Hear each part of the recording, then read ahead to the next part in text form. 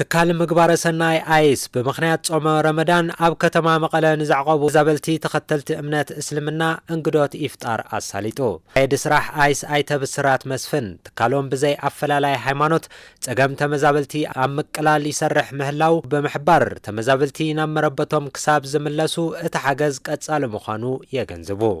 ዞም ኣብዚ ዘለው አጋይሽ ካብ ዝተፈላላይ ናይ መዕቆዊ ማዕኸናት ዝመፁ እዮም ስለዚህ እዚኦም ከም ሃገሮም ሓጎስ ክስምዖም ክብሪ ክስምዖም ኢፍጣር ከብዕሉ ቀንዲ ምክንያት ኮይኑ ካብኡ ናይ ክብርታት ትግራይ ዝገልጽ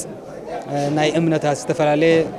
ምክባርን ምክኣልን ተጠናኺሩ ንቅድሚት ንቐጽል ካብዚ ዝዓለመ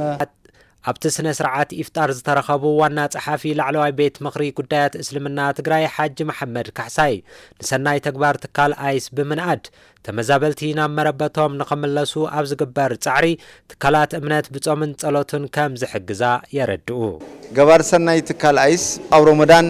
ናይ ኢፍጣር ፕሮግራምን ናይ ዒድ ፕሮግራምን እንዳዳለወ ዝመጸ እንትኸውን ብዝኾነ መልክዑ ንተመዛበልቲ እንዳሓገዘ መጽኢሞ ካብ ልቢና ነመስግን ክሳናይ እስላማይ ከይተዋሃልና ሃይማኖትና ብዝእዞ መሰረት ሓደ እምነት ከይተዳፈ ከምዚልና ከም ተጋሩ ጸገምና ንሓልፎ ኢሞ ነዚ ኩሉ ነገር ግን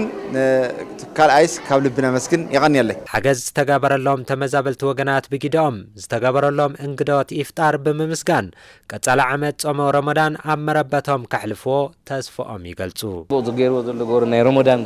ፍጥረት زي بهالي سعادة زلوا ناي خير ناي بركة يجروا زلوا إن شاء الله ربي عافية عنا ربي هبو إحنا ونعدنا أتودع جورنا